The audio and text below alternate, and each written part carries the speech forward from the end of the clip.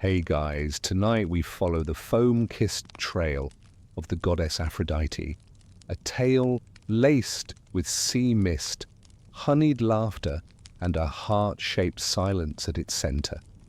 You'll find yourself on the edge of the world where the sea gives birth to more than just waves.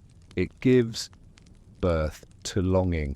So before you get comfortable, take a moment to like the video and subscribe. And if you're tuning in from somewhere far away, let me know your location and the local time. I'd love to see where this story finds you. Now dim the lights and let's ease into tonight's journey together.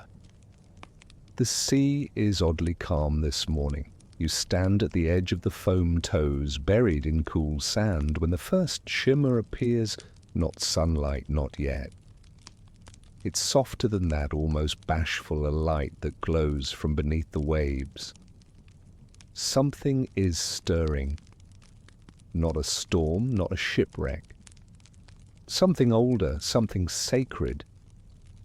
And then you see her. A shell, enormous, spiraled, gliding across the surface like a chariot made of pearl. Upon it, rising, stretching, utterly unbothered by the laws of physics or modesty, is Aphrodite. Her skin touched by salt water, and sunlight doesn't seem to choose between bronze or ivory. Her hair, seaweed wild, streams behind her, like it remembers every tide that ever whispered her name. She doesn't smile, not yet, she doesn't need to. You blink, and suddenly the world shifts. Flowers bloom along the shore that weren't there before. Doves coo from the cliffs.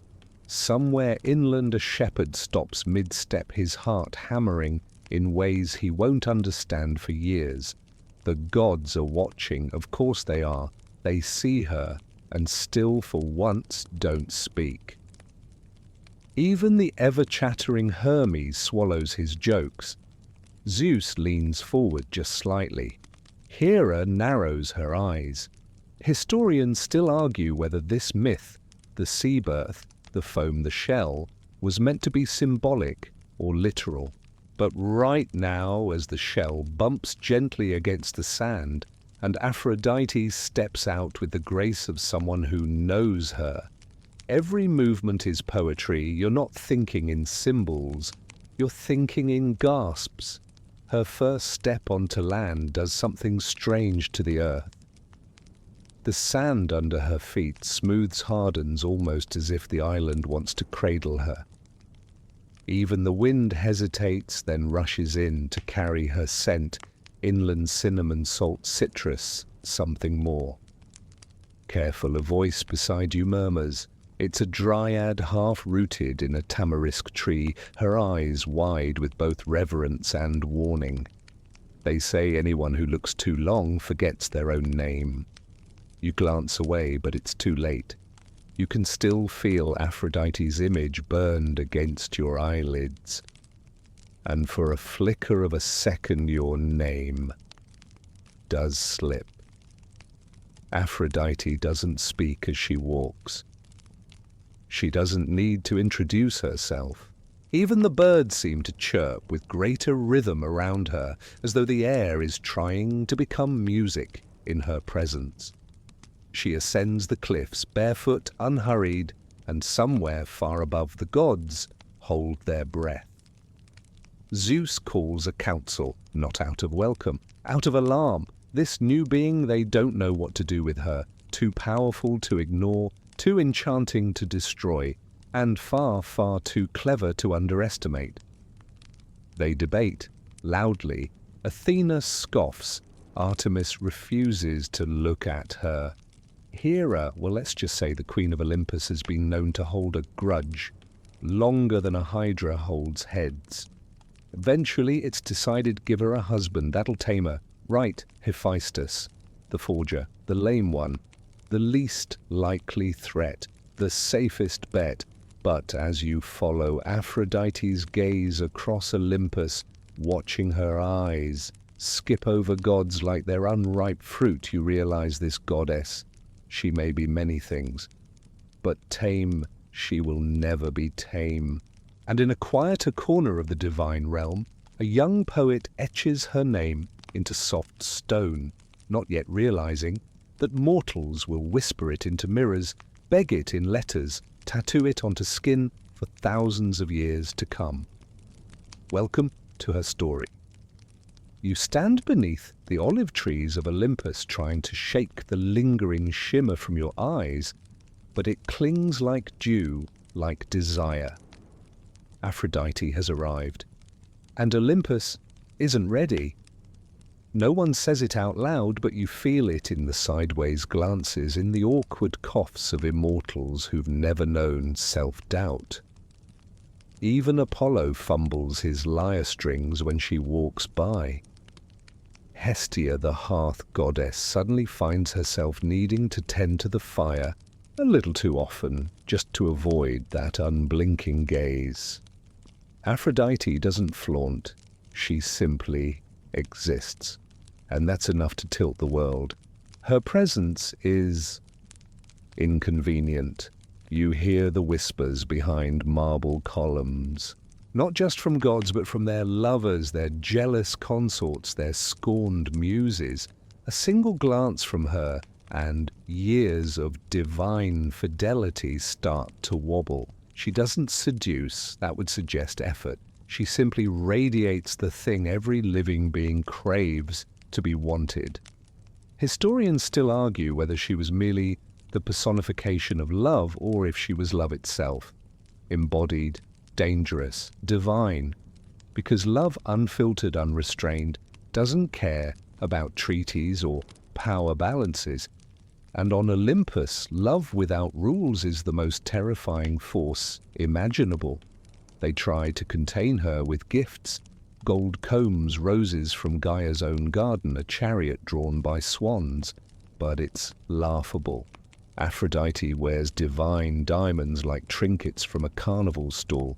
Nothing pleases her unless it was given freely. With trembling hands and an open heart, so they marry her off. Hephaestus, master of fire and forge, is stunned speechless when the announcement is made.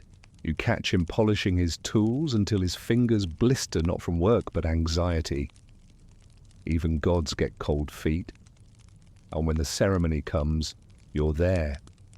You squeeze between a satyr and a half-dozing nymph trying to catch a glimpse.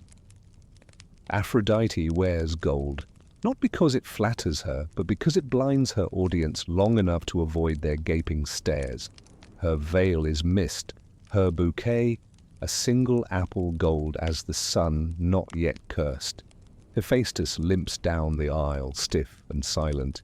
His face is unreadable, like a sculptor staring down his own failed statue. You wonder what he thinks. Does he feel lucky? Trapped. Both the vows are spoken. The ambrosia is spilled. The cheers sound more like nervous laughter than joy. You lean close to a centaur who whispers, "They gave her to the least dangerous male to protect themselves." You nod. And still danger is not in her husband, it's in her. Because the moment Aphrodite looks into Hephaestus's eyes, she sees everything, his brilliance, his bitterness, his yearning for respect. And she also sees that she can never love him. Not in the way Olympus demands, not in the way he hopes. But she doesn't mock him, she doesn't belittle him.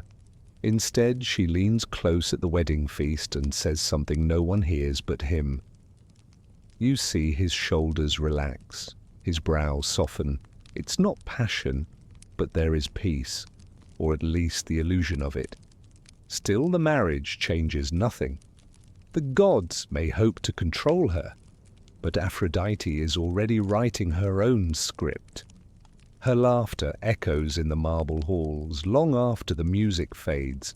She walks alone through the groves, scattering petals. As she goes, each one a seed of some future infatuation, or betrayal, or ballad. You spot her by the fountains, once speaking softly to a naiad with tear-streaked cheeks. No performance, just a quiet conversation, the kind that leaves the nymph smiling despite herself. And yet, for all her attention, for all her admirers, Aphrodite is still somehow alone. There's a strange rumor that trails behind her like perfume, that no matter how many hearts she ignites, no one has ever truly held hers, that every gift of love she bestows is given without receipt, that deep beneath the glamour, beneath the laughter and glinting eyes, she has kept her own affections locked away. You ask a satyr if it's true. He shrugs. Maybe she doesn't know how to love, or maybe she knows too well. Either way, you start to notice something curious. Those who fall in love with Aphrodite tend to unravel, not all at once, but slowly, like silk pulled loose, thread by thread. It isn't her fault exactly. Love has weight, and when it comes from a goddess, it crushes. One historian once joked, maybe she was a curse disguised as a kiss. But another, less cynical, claimed she was a mirror, that people didn't fall in love with her, they fell in love with the parts of themselves she reflected. And maybe that's the real danger. You find yourself watching her more closely now, not as a goddess, but as something lonelier, more untouchable than even the sun. And when she pauses, glancing out over the edge of Olympus as if waiting for something, someone, you wonder if perhaps Aphrodite too is still searching for the one heart she won't just set on fire, but claim. It's late on Olympus and the stars are starting to blink their sleepy eyes awake. You walk the winding marble paths between temples and hanging gardens, lulled by the sound of lyres in the distance and the occasional hiccup of a drunken satyr trying to remember his way home. The air still smells faintly of roasted figs and ambrosia. You pause at a forge. It hums even in the silence, heat rising in ripples, smoke curling like lazy serpents around iron beams. Inside, Hephaestus is hammering something you can't quite see. Sparks burst out like impatient fireflies. His brow is furrowed, not with anger, but with focus. He's trying to forget her. Aphrodite. She's not here, of course. She almost never is. Their marriage is a knot that was tied in public, but unraveled in private. No dramatic fights. No thunderbolts, just cold distance, a silence loud enough to echo. Hephaestus was never the romantic sort, but even he knows when someone's heart isn't in the room, or the realm, or the galaxy. So he builds mechanical birds with wings of silver and copper veins, intricate lockets that whisper poems when opened, even a set of golden chairs that trap anyone who sits without permission, a precaution perhaps for future uninvited guests. But his greatest invention, the one he keeps wrapped in cloth and locked in a vault, it's a net, nearly invisible, unbreakable, forged with strands of sunbeams, wind whispers, and his own bitterness. A trap not for beasts, for lovers. Historians still argue whether this trap was a precaution born of insecurity or a divine masterpiece of surveillance. Either way, it was built with one name in mind, Ares. You've seen him. Ares, god of war, walks like a man who never doubts a single decision, including the terrible ones. He isn't elegant like Apollo or wise like Athena, but he's magnetic. He doesn't charm, he claims, like a battlefield. And Aphrodite. She walks into his orbit like a queen inspecting the edge of a blade. You catch them once near the olive grove, just shadows and whispers. Her laughter low and unapologetic. His hand rough and armored, brushing a lock of her hair behind her ear. The intimacy of it burns more than the forge. The affair isn't exactly a secret, But it's the kind of secret gods pretend not to notice, because to accuse Aphrodite is to admit weakness, to challenge Ares is to invite war, and to interfere in love, that's just foolish. But Hephaestus is not a fool. One evening, with the stars blinking a little too brightly and Olympus wrapped in a rare silence, he sets the trap. The golden net, stretched invisibly across their bedchamber, and it works. You aren't there when it happens, but the stories spread faster than Dionysus at a wedding. Aphrodite and Ares, tangled in the act, frozen mid-passion, caught like fish in divine string, unable to move, unable to cover themselves, immortal, embarrassed. Hephaestus doesn't yell. He simply invites the other gods in, yes, all of them. The moment is chaos. Poseidon snorts. Apollo cackles so hard he falls over. Hermes writes 3 limericks on the spot. Even Zeus, for all his dramatics, has to turn away to hide his smirk. And Aphrodite, she doesn't cry, she doesn't beg. She lies there, lips parted, eyes blazing, not with shame, but with fury. You wonder what burns more for her, the humiliation of being displayed like a mortal adulteress, or the betrayal of a husband who never truly wanted to understand her. When Hephaestus finally relents after enough laughter has filled a century's worth of scrolls, he lets them go. Ares vanishes in a blink, licking his wounds and pride. But Aphrodite, she walks out slowly, head high, back straight, eyes forward. She passes Hephaestus without a word. She passes the gawking gods without even a flicker of acknowledgement. And then she disappears for days, maybe weeks, maybe longer. You don't see her again until a festival where mortal women offer rosewater and honey in her name, praying for love, fertility, or just better luck with their husbands. And she's there, watching, unseen but present, eyes soft now, tired perhaps. You get the feeling she's done playing games written by others. If she's going to love again, it will be on her terms. Quiet, real, or not at all. It's the first time you see her, not as a goddess, not as a symbol, not even as a scandal, just as a woman. With a heart she keeps locked behind laughter, and a love she still refuses to claim.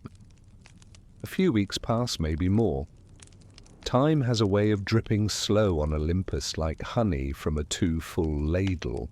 You're perched on a low wall near the edge of the cloud's legs, dangling above the world, when you spot a familiar silhouette again.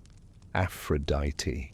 She's walking, not floating, not glowing, just walking.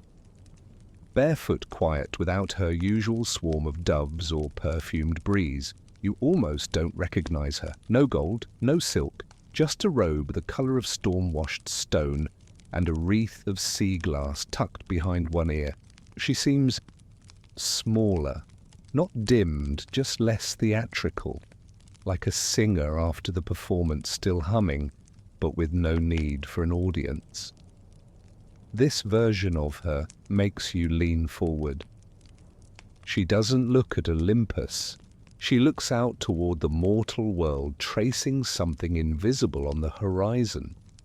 You wonder, not for the first time, what it's like to be worshipped, but not understood, desired, but never known. Historians still argue whether Aphrodite was ever truly in love, or if she was simply the reflection of everyone else's longing. It's a lonely thing being a mirror. You follow her down the back paths of Olympus through tunnels the other gods avoid. The scent of lavender gives way to wood smoke. You pass a dry well that echoes not water but music. At last, you arrive in the shadow of the training grounds, where the scent of blood and metal lingers thick on the air. Ares is here.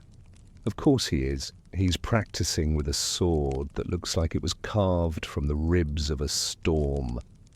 Around him the grass is torn, the air tense, and the ghosts of past wars hover with approval. But when he sees her, he freezes. You expect tension. You expect yelling or at least some dramatic gesture. But what happens is stranger. They smile. Not a smirk, not a performance, a real smile.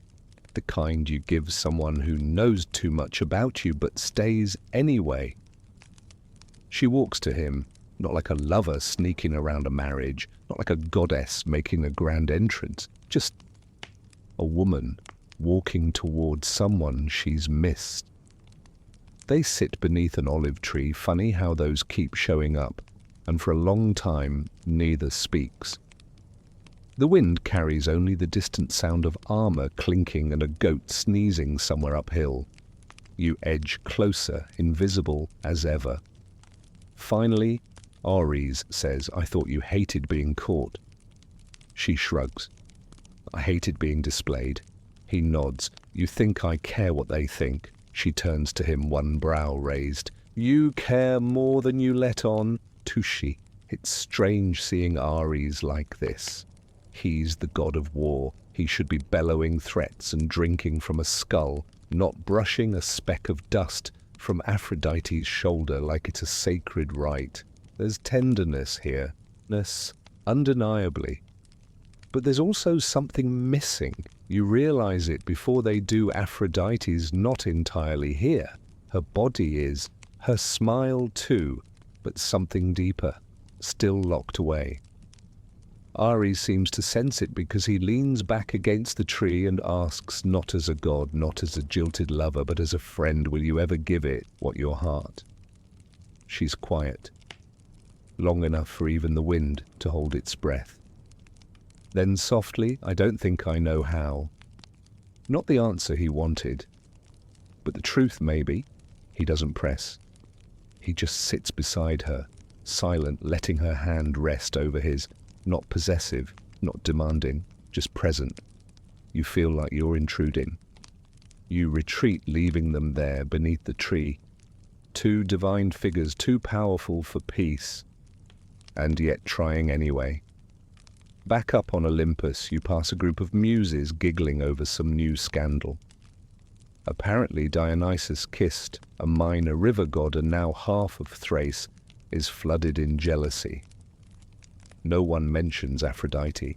She's no longer the day's entertainment, but you remember her, sitting beside Ares, not conquered by him and not even by herself, just resting. You think about the gods and their epics, their weapons, their thunderbolts and prophecies, and then you think of her, this woman forged from foam and firelight, carrying a heart like a locked box with no key. Maybe her true power wasn't love, maybe it was restraint, or maybe there's a name she hasn't spoken yet. A face she hasn't seen, a mortal perhaps, or something stranger, someone whose presence will not pull her into performance, someone whose love will not ask her to be Aphrodite, just to be. You descend from Olympus on a borrowed breeze, following the faint scent of myrrh and roses, winding your way toward the mortal world. Aphrodite has left the mountain again. And this time it's different. She walks through groves of fig trees and fields of poppies with no escort, no glittering chariot, no doves pecking at the hems of her dress. Just her, barefoot in the dust, radiant still, yes, but not shimmering, not divine in the way the stories like to frame her. More like a woman searching for something she isn't quite ready to name. You trail behind her as she wanders across the sun-bleached hills of Ida, where the grass whispers like old women telling stories they shouldn't. And then you see him. Anchises, a shepherd, a prince by blood, but you wouldn't know it from the way he naps under the olive trees, one sandal off the other, chewed at the heel by a bored goat. His hair is tousled, his cloak is patched, and his expression when he dreams is softer than fresh bread. And Aphrodite. She stops, dead still. If love at first sight exists, and not the lightning flash kind, but the kind that unfolds like a story told by firelight, it happens here. Anchises wakes slowly, as if the earth itself is trying to delay his knowledge of what stands before him. When he does look up, his mouth opens and stays that way. He blinks. Once. Twice. You half expect him to run. Instead, he bows. Not out of reverence, but because his knees just give out. Aphrodite smiles, a small one, a real one. "Don't worship me," she says, "just talk." Historians still argue whether this meeting was orchestrated by fate or a moment of divine impulse. Some say Aphrodite sought him to prove she could fall too. Others say she envied mortal love, the clumsy, fleeting, precious kind, the kind that gods can never keep. Whatever the truth, she doesn't tell Anchises who she is. Not yet. She says her name is Dione, that she's a priestess passing through, that she got lost in the hills. He offers her figs. They're underripe. She pretends not to notice. They talk and talk and talk. You sit nearby, tucked between laurel bushes, listening. Not much of it is epic. There are no grand declarations, no vows of eternal love. They speak of sheep, of weather, of childhood games. Aphrodite asks him what makes him happy. Anchises says, when the goats stop headbutting each other long enough for me to nap. She laughs. It's not the laugh of a goddess. It's the laugh of someone who didn't know she needed to laugh until she did. They meet again, and again she keeps coming back to him, to the same worn-out sandal, the goat that never learns the fig trees that grow sweeter each time. You watch as she folds herself into a life smaller than Olympus, quieter than war, simpler than myth. And she loves it, not just him, the life. She tries not to, you can see it. She pulls back sometimes, says she can't stay long, tells him she's needed elsewhere, that she's just a passing wind. But she stays. Always just one day longer, one more fig, one more smile, and eventually, one more night. They lie together beneath a sky smeared with stars, no divine thunder, no omens, just soft hands, warm breath, and the smell of crushed time in their hair. Aphrodite knows what she's risking. This isn't like her games with Ares. This isn't even like the sculptor she once pitied into love. This is dangerous because it's real. The next morning she's different. The sun hits her skin and it doesn't sparkle, it flushes. Her eyes are tired. Her mouth, still curved in a sleepy smile, trembles just once. She kisses Anchises' brow, and then she tells him who she is, what she is, and what it means. That he must never speak of her, that this, whatever it was, must remain between them, because if the gods find out, if Zeus finds out, he'll punish Anchises or her, or both. He nods, says he understands. But you see the question in his eyes. Was any of it real? Aphrodite doesn't answer aloud, but her fingers linger on his cheek just a second too long. That's all he gets. That's all she allows herself to give. And as she walks away back toward Olympus, toward her throne, her mirrors, her golden chains, you feel something strange rise in her, a warmth and a weight. She doesn't look back, but she carries him with her, quietly, permanently, a secret too soft for Olympus to hold. Olympus receives her like a prodigal flame returning to the hearth, but Aphrodite doesn't bring warmth this time. She's quieter now, slower in her movements, like someone walking through memories instead of clouds. You notice it right away. the way she avoids the banquets, the way she declines nectar with a polite "not tonight," the way she lets others speak first, a miracle in itself. You see her once alone on the balcony of her palace, twisting a fig leaf between her fingers, not a rose, not a myrtle blossom, a fig leaf. You wonder if anyone else notices. The gossip starts, of course. It always does. Demeter's dryads whisper about her changing mood. Even Athena eyes her with a touch of concern, though she'd sooner dive into Tartarus than admit it. Then the signs appear. She's pregnant. Aphrodite, the uncatchable, untouchable, scandal-sculpted goddess, is expecting a child. Historians still argue whether the pregnancy was planned, or if the gods knew who the father was, but the answer is carved into the stars and whispered by winds, Anchises. The shepherd, the mortal, the one she left behind beneath the fig trees and goat trails. Zeus is not amused. The king of gods summons her in that thunder-throated voice of his. You follow, because curiosity is a terrible thing to waste. He sits on his storm-cloud throne, lightning casually pulsing at his fingertips, brows knotted like the roots of an ancient oak. Aphrodite stands before him, no veil, no perfume, just her. Zeus leans forward. You broke the rule, he says. She blinks slow and regal. Which one you lay with a mortal, you carry his child. A pause. Wasn't I married off against my will, she asks lightly, though her tone hides a blade. I assumed rules were flexible. The room chills. Zeus doesn't strike her down. He's many things, but not suicidal.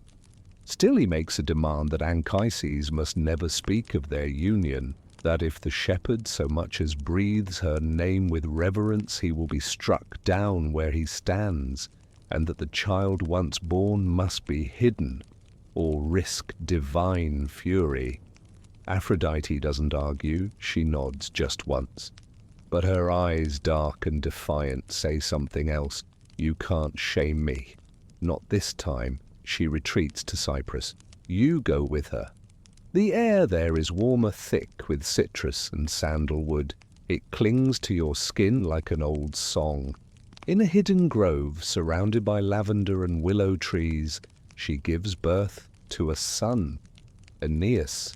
No trumpets, no celestial fanfare. Just wind in the branches and the soft, wet wail of a newborn. You watch her, hold him.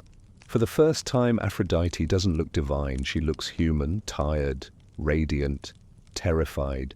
You've seen her seduce gods, tame mortals, outwit kings, but nothing has ever made her tremble like this tiny bundle in her arms. She sings to him, not a hymn, a lullaby, something wordless. It carries the ache of foam on sand of morning dew, drying too quickly. She raises Aeneas in secret for a time, feeding him goat's milk, wrapping him in rose-spun wool, teaching him to recognize danger in a single rustling leaf. But even she knows she cannot keep him hidden forever. So she does the hardest thing she's ever done. She lets go. She places him in the care of mountain nymphs, women old as rivers, patient as trees. They'll raise him with earth wisdom. She leaves a blessing on his brow, soft as a kiss, fierce as a promise.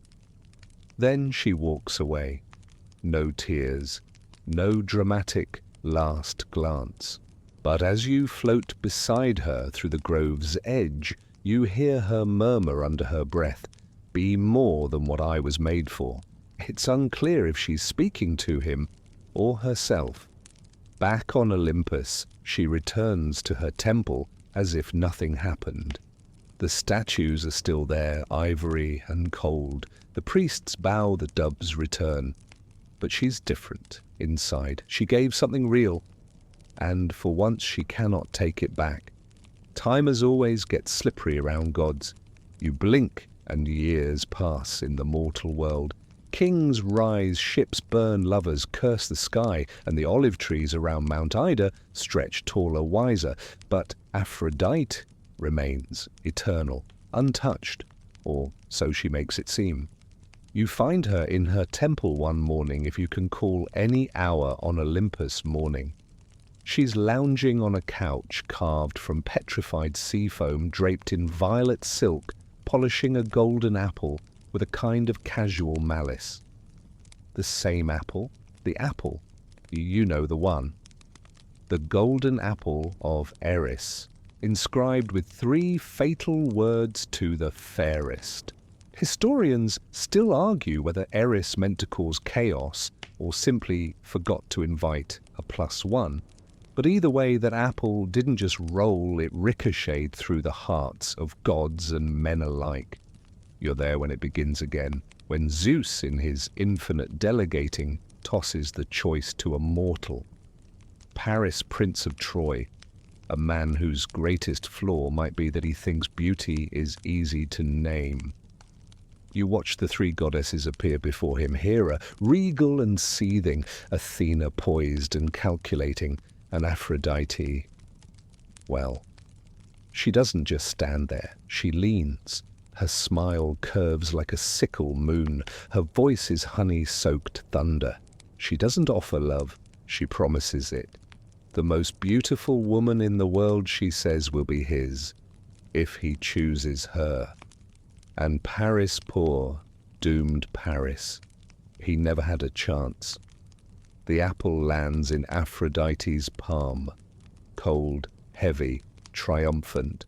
But the moment her fingers curl around it, something flickers across her face just for a second.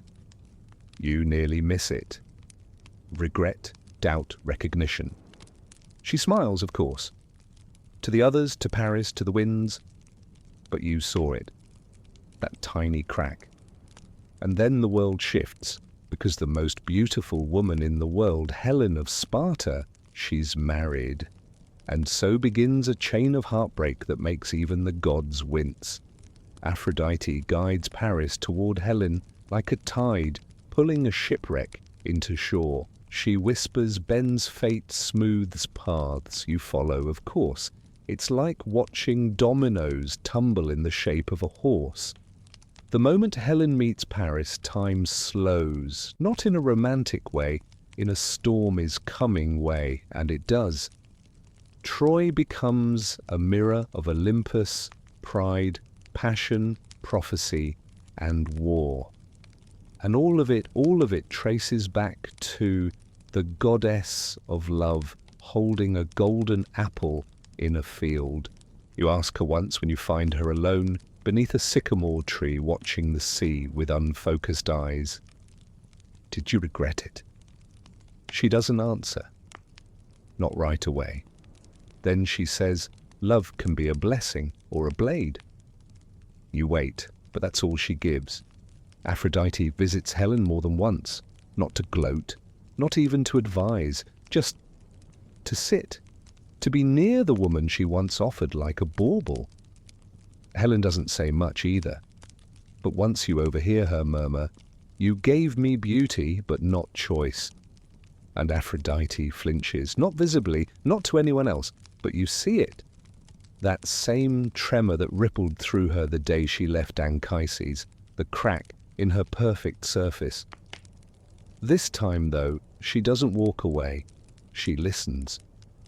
And when she leaves, it's with the apple still in her hand, but heavier now, not gold, guilt. Historians still debate whether Aphrodite truly loved Helen, or whether she saw her as a weapon, a symbol, a consequence. But symbols, like people, bleed. You pass Aphrodite later, standing ankle-deep in the surf, the apple nowhere in sight. She lifts a seashell to her ear, not because she expects to hear the ocean, but maybe because she hopes it will drown out everything else. For a goddess, born of seafoam war, is a strange taste, bitter, acidic, and far too familiar. You find her at twilight standing before her own temple. Aphrodite, the goddess of love, of longing, of rose petals and desire, is staring at a statue of herself like it's a stranger. The sculptor did well. Ivory curves, sly smile, one hand tilted as if offering a kiss or taking something away. But her expression? Unreadable. You walk beside her. She doesn't look at you, just sighs. They worship me, she murmurs, but they don't know me.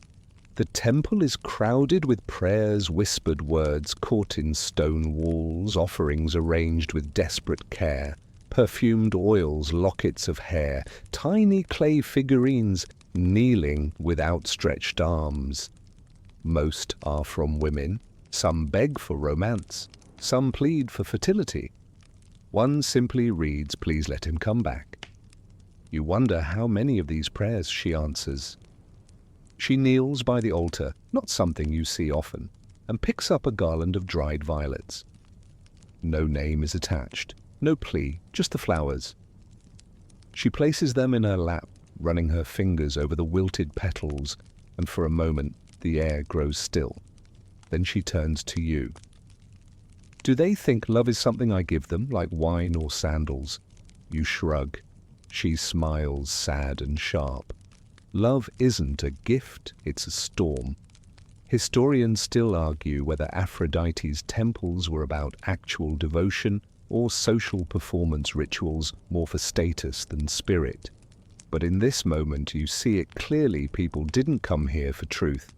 They came for hope, the illusion of being seen. She gets up and walks among the worshippers without revealing herself. No divine glow, just a tall woman in a cloak, smelling faintly of myrrh and honey. You follow. One priestess reads prayers aloud. Her voice trembles. Aphrodite listens. Doesn't blink. Another woman sobs quietly in a corner, cradling a broken necklace, and still Aphrodite says nothing. But when she passes the woman, a tiny rose blooms on the ground beside her. Just one, not magic, not spectacle, just presence.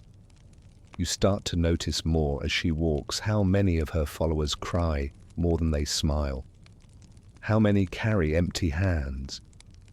How many worship not love itself, but the idea that someone like her might notice them. Aphrodite pauses near the statue again. This time, a child stands there, maybe 5 or 6 years old. The child stares at the stone figure, then at Aphrodite, squinting. Are you her Aphrodite? Crouches. Maybe. She looks sad, the child says. Aphrodite blinks. Does she? The child nods. Like my mum when she pretends not to be, and then runs off chasing a pigeon through the columns. Aphrodite doesn't move for a while after that. You can almost see the thought forming behind her eyes. What if love is too heavy for a goddess? She doesn't speak it, of course, but it hangs there. That night she sits at the fountain behind the temple, feet in the water, hair unbound. You've never seen her so still. A dove lands beside her, cooing softly. She doesn't shoo it away. Instead, she asks, "What do they think I am?"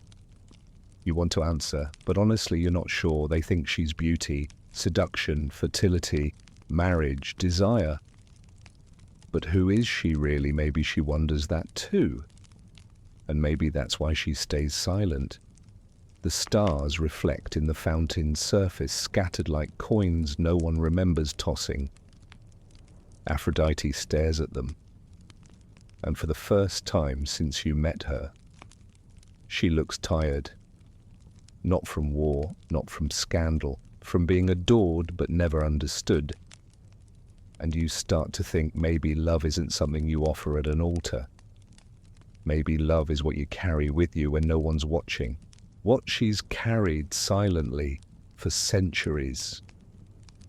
You're walking through the Cycladic breeze one afternoon when you stumble across a statue that doesn't look like the others. It's not gilded, it's not enormous. It's tucked in a quiet garden outside a lesser-known shrine shaded by olive branches and wild thyme. The figure, a woman head, tilted down arms wrapped around herself, not in modesty, but in loneliness. You don't need a nameplate. You know who it is, Aphrodite. But not the laughing one, not the seductive one, not the tempest with roses in her wake. This statue shows her waiting. You sit nearby, curious, and soon a man approaches the shrine. He's old, wears a tunic faded by salt and years. He doesn't speak, just kneels before the statue, places a small carving, rough wooden, worn smooth by hands.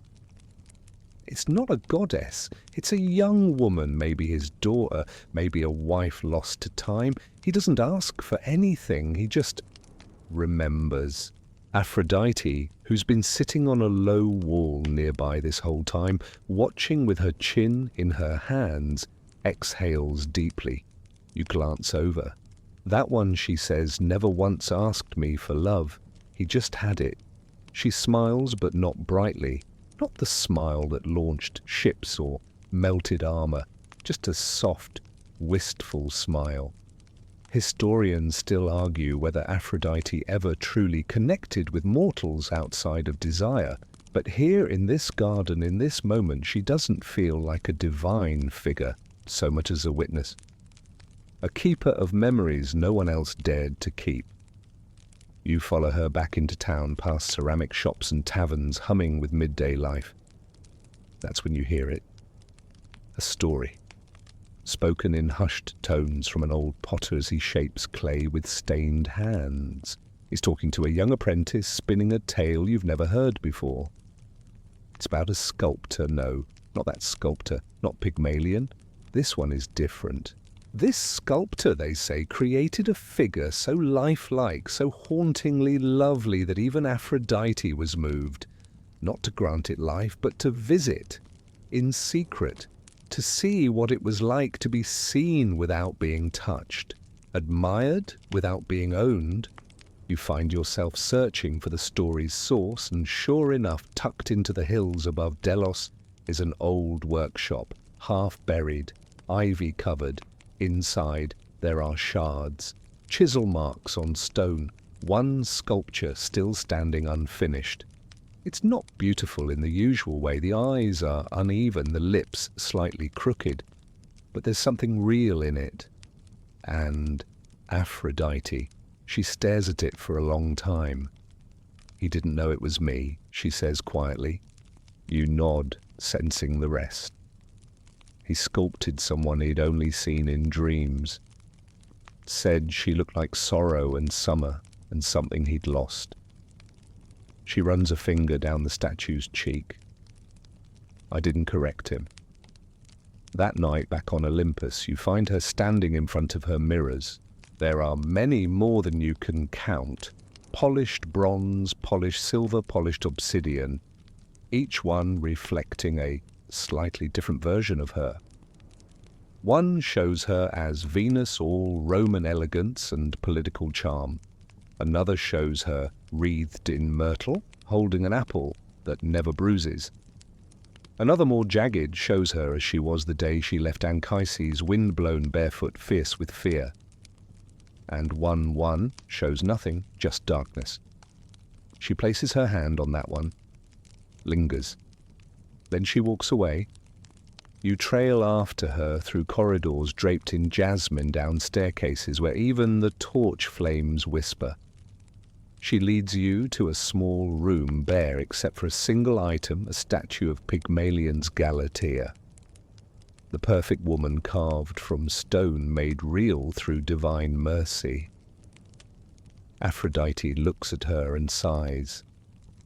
She loved him because I made her too, she mutters. You shift uncomfortably. Not fair to either of them, she adds. Then after a pause, what if love isn't about being chosen? What if it's about choosing back? You think of all the hearts she's held, all the stories she's starred in, all the statues, song shrines, and you wonder how many of those ever asked her if she wanted any of it. The gods love to be adored, but Aphrodite, She might just want to be understood. It's dusk on Delos and the sky is smeared with the colors of crushed pomegranate and wet coral. You follow Aphrodite as she walks barefoot across the temple courtyards, skirts catching the wind hair let loose in the breeze, like she's shedding ceremony, one lock at a time. She's not headed toward a throne or a council or even a mirror. She's headed toward a boy. Not just any boy, a shepherd, maybe 12 or 13, eyes the color of bruised figs and a scowl far too practiced for his age. He's sitting on the edge of a fountain, hurling pebbles into the water, like each splash might erase some unseen sorrow. You recognize the stance, not anger, defense. Aphrodite doesn't speak at first. She just sits beside him. Silence drapes between them like a soft wool cloak. "You're not supposed to be here," the boy mumbles after a while. She hums. "Neither are most people I like." The boy narrows his eyes. "Are you her?" The goddess depends who's asking. He doesn't laugh, just hurls another pebble. She waits. Finally he says, "I prayed last year for someone to stay." They didn't. Aphrodite turns to him. "You think that was me?" He shrugs, but his jaw clenches. She exhales. "Love is a messy business, little lion. It isn't always kind. It rarely stays." He stares at the water fists tight in his lap. "Then why do you exist?" Now that gets her attention. Historians still argue whether the cults of Aphrodite in places like Delos were ever meant for comfort or merely for ritual. But here with this boy there's no incense, no hymns, no offerings. Just a question hanging in the air, like a blade over soft wood. Aphrodite leans in close. "I don't exist to make love easy," she says. "I exist to remind you it's worth trying anyway." You watch his shoulders drop a fraction, the first crack in the armor.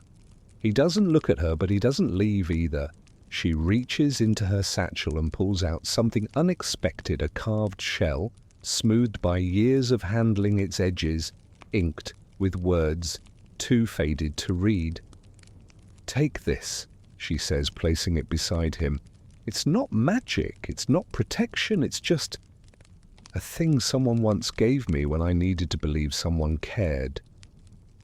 He doesn't thank her, just turns the shell over in his palm again and again.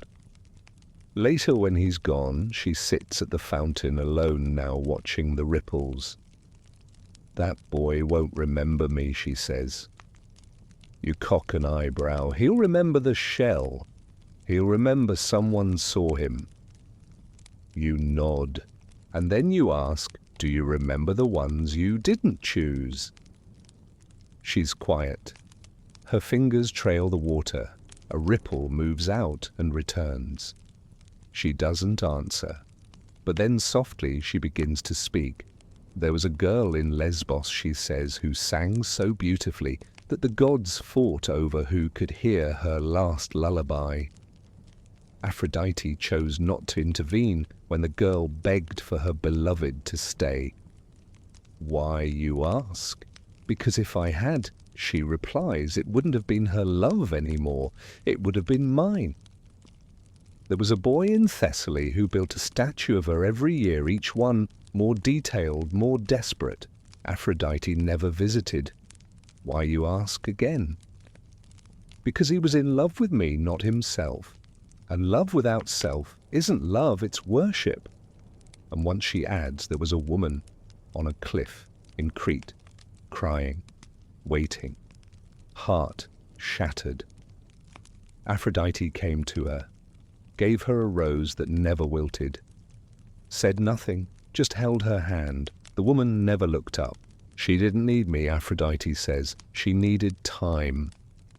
You realize then, Aphrodite isn't everywhere because she's busy. She's everywhere because she's listening.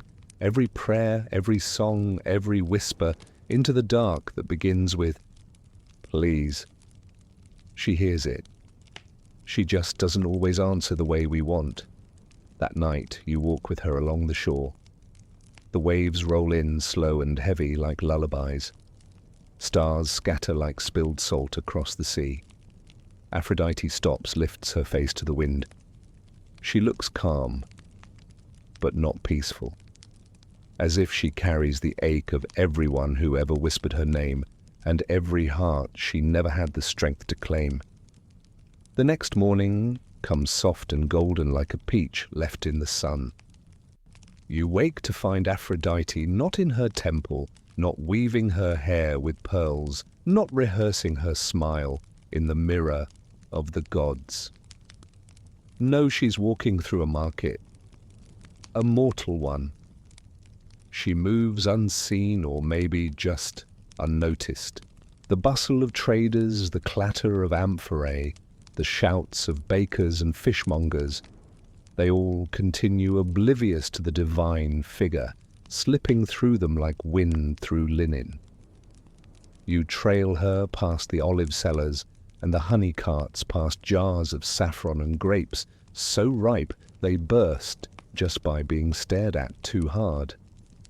She stops at a booth where a woman with greying hair sells small carved figures, gods, and monsters, each no taller than a hand. They're rough, crude. One looks like Dionysus if he were mid-mugshot. Aphrodite picks one up. It's supposed to be her, barefoot, smiling, holding a dove. "You made this?" she asks. The woman nods. Not the best likeness, I'll admit. Aphrodite smiles faintly. "It's honest." The woman tilts her head. "Do you know her then? You expect her to laugh or lie?" But instead she says, "Well enough to be tired of her." The woman chuckles. "Aren't we all?" They share a look that isn't quite friendly, but isn't distant either. Then Aphrodite buys, the figure pays double, and walks on. Historians still argue whether Aphrodite had secret lives among mortals, disguises, pseudonyms. Moments like this suggest she did, if only to breathe air that wasn't perfumed with expectation. She walks past a mural halfway finished, painted on the side of a modest inn. It shows her emerging from the sea, surrounded by doves and flowers and smiles that ache with adoration. She pauses, frowns. Then quietly, almost mischievously, she takes a piece of charcoal from a nearby stool and draws a tear beneath the mural's eye. Just one. Then keeps walking. You follow her to the edge of town where a small house leans into a vineyard like it's tired from growing too much joy. Children run wild in the yard, barefoot and yelling. She watches from a distance. One of the children trips, scrapes his knee. You wince, he doesn't cry. Instead, a woman mid-30s, sun-kissed and sharp-eyed, rushes out. She scoops him up, kisses the wound, scolds the stone for being in the way, and then tickles the boy until his laughter replaces the tears. Aphrodite smiles. "You know her?" you ask. She nods slowly. "She used to pray to me every night, for a husband who'd stay, for children, for happiness." You glance back at the woman, and she got it. Aphrodite's eyes darken, not in envy, not in regret, but in recognition. She got it herself. She turns away then, leaves the scene behind. And you realize something strange. This is the part of the story no one writes about. The part where the goddess doesn't intervene, doesn't seduce, doesn't destroy. She just watches. 'Cause sometimes the most sacred thing she can do is not show up. Later you sit with her by a roadside fig tree, its fruit heavy and humming with bees. She pulls out a tiny scroll, worn, nearly falling apart. It's a letter from Anchises. She doesn't read it aloud, just holds it like something sacred. Not because of what it says, but because it was written at all. You glimpse the last line before she folds it away. "I never spoke your name, but I never forgot your face."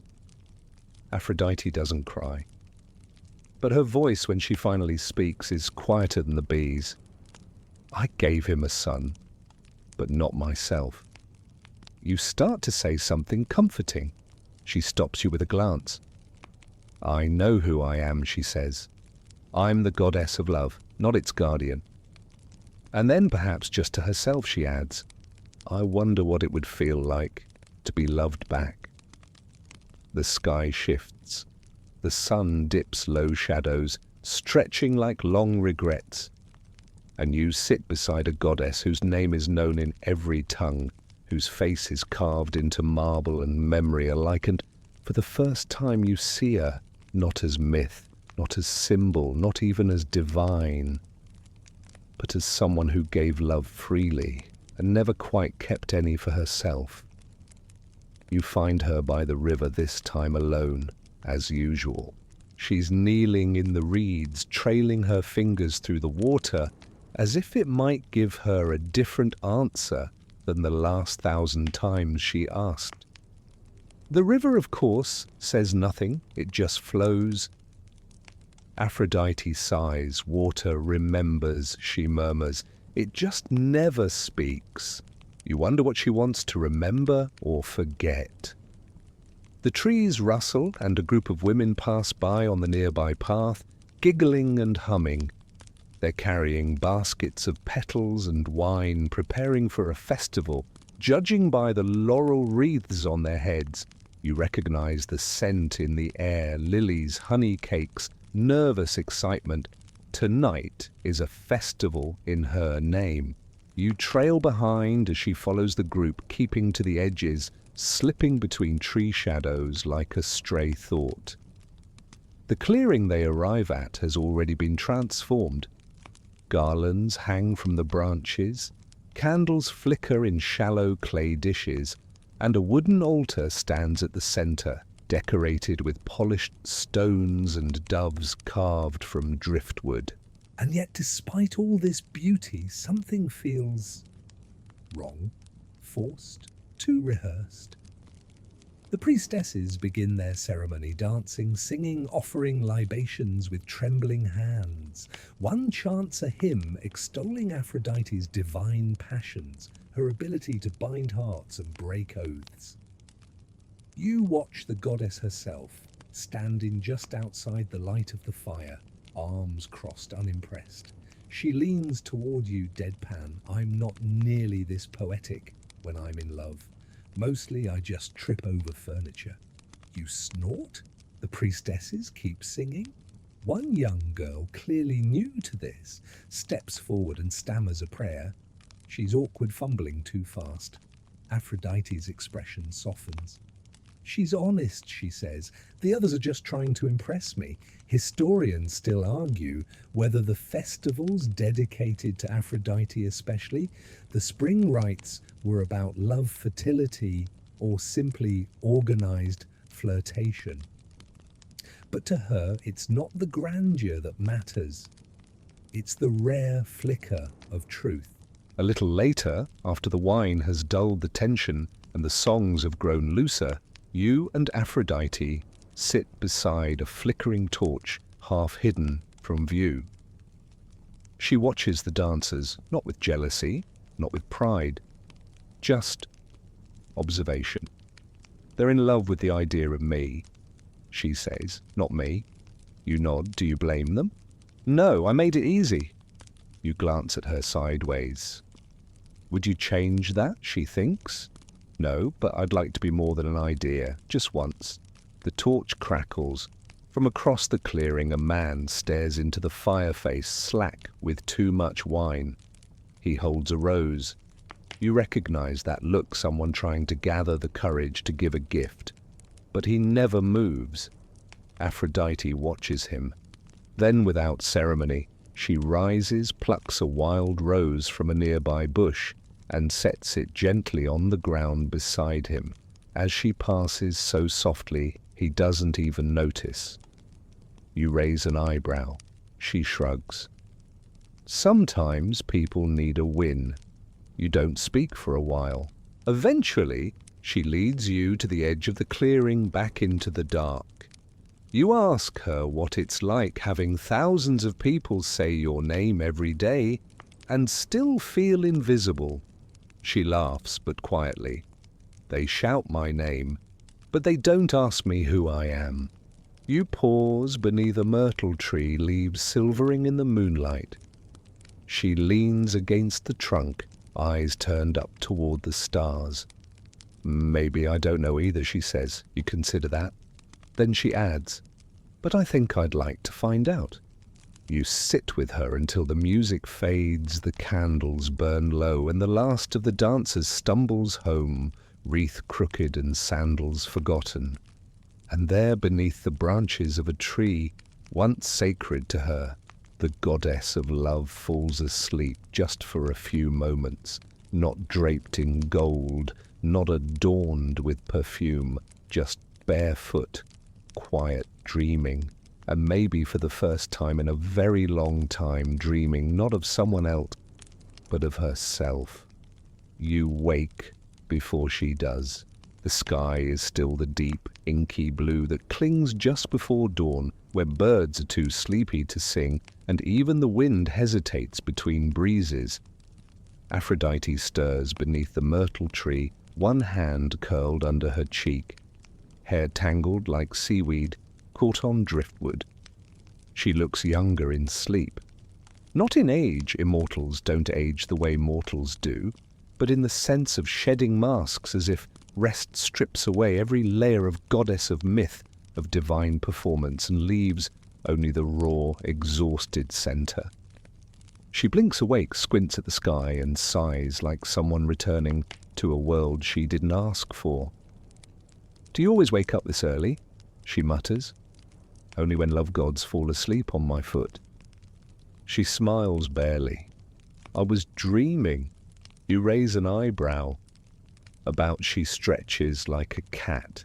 I don't remember, but it wasn't about anyone else. That's progress. She stands, brushes leaves from her dress, and looks toward the east, where the first rays of sunlight begin to comb through the trees. I want to show you something. You follow her through winding paths and dew-damp grass, past a shepherd still snoring against a boulder, and a fox watching from the shadows with bored curiosity. Eventually you reach a grove you've never seen before. It isn't marked on any map. No temple, no statue.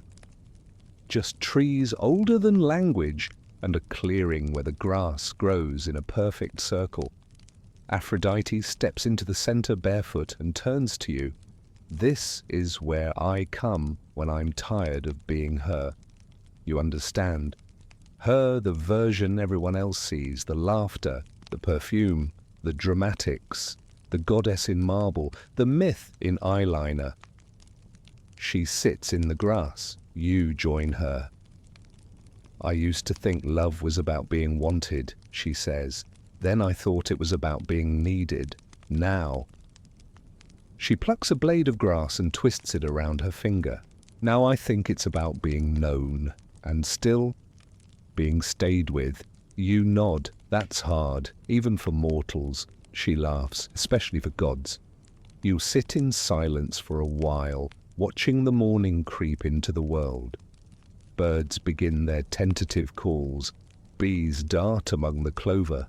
Somewhere in the distance a lyre is being tuned far too early. Then she tells you something surprising. I almost left Olympus once, after Aeneas. You turn to her. I was going to stay in the mortal world, raise him myself, live quietly, let them forget me. What stopped you? She shrugs. Pride, fear. The knowledge that even if I disappeared, they'd keep carving me in stone. She leans back on her elbows, gazing up through the branches. Sometimes I wonder what it would have been like. To be unknown. To grow old. To die holding someone's hand, not because I'm a goddess, but because they chose me. Every day. Historians still argue whether gods truly long for mortality, or if it's just a poetic flourish invented by bards desperate for sympathy. But here you don't doubt her. She would trade divinity for honesty, worship for quiet loyalty. You ask her, Do you think you'll ever find it? That kind of love, she smiles without teeth. I don't know, but I think I'd recognize it now. You leave the grove together, slowly without hurry. The world has already begun to wake. Vendors open their stalls. Lovers argue over olives and apology gifts. Children dare each other to jump over puddles that clearly harbor frogs with vendettas. And Aphrodite, she walks unnoticed, just a woman in sandals, hair loose, no glitter, no lightning in her wake, but every flower seems to bloom a little faster as she passes. You ask her what it feels like to carry the weight of the world's love. She tilts her head, heavy, but I'd rather carry it than leave it behind. You're not sure if she means love in general or something far more personal. Before you can ask, she vanishes down an alley of jasmine and sunlight, and once again you're left chasing her shadow. It begins with a rose, doesn't it always? You find it on a stone bench just outside a marketplace, deep red petals, slightly wilted, the stem bent like it's been held too tightly. No note, no ribbon, just a rose left for no one, or for someone too late. Aphrodite appears beside you without a sound. Adonis, she says, as if the name itself explains everything, and in a way it does. You've heard the stories everyone has. A mortal so beautiful even Aphrodite forgot her carefully cultivated disinterest. A youth who loved the hunt more than his own heartbeat. A boy too brave or too foolish to realize that being loved by a goddess isn't a blessing, it's a sentence. She tells you how it really happened, how she first saw him not as prey or ornament, but as possibility, how he laughed in a way that echoed through her like sunlight hitting deep water, how he touched her arm without fear, without calculation, without the aching reverence she'd grown to hate. He didn't see me as a goddess, she says, just as someone who made him nervous in a good way. Historians still argue whether Adonis was truly her favorite, or merely the latest in a long line of passing obsessions. But Aphrodite's voice, soft and bitter, tells a different story. She walks with you through the woods where she used to meet him. The trees remember, the flowers too. Everything grows taller here, as if trying to reach back to a moment that no longer lives. You come to a clearing where the grass grows flat and quiet. This, she says, is where it ended. A boar, that's what the myths say. A wild boar, tusks like swords rage in its eyes. Adonis went to hunt. She begged him not to. He laughed, she says, called me overprotective. You wait, I should have stayed, she adds. She found him broken, bleeding, barely breathing, and for once all her divine power meant nothing. She couldn't stitch his wounds, couldn't pull back the breath from his lungs, couldn't trade immortality for mercy. So she wept.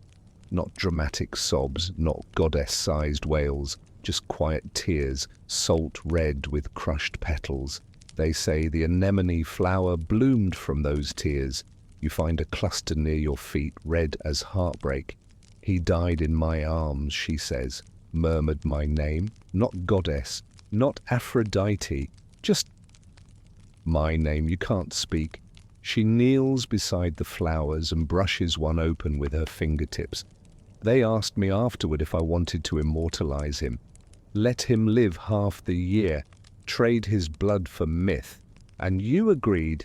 She nods. What else could I do? Let the world forget.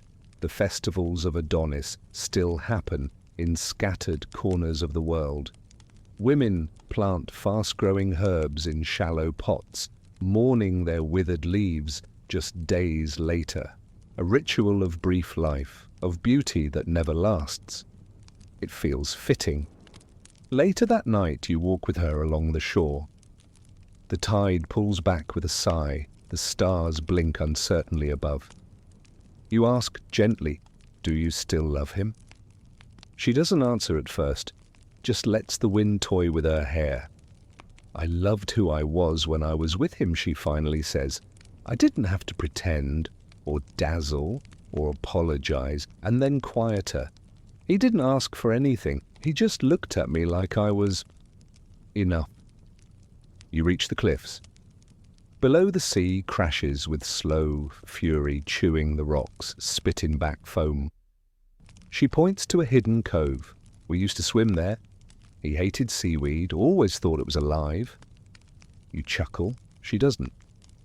She's staring out over the water like she's waiting for a ghost to rise from the foam, like she still hopes the tide will return, something it took.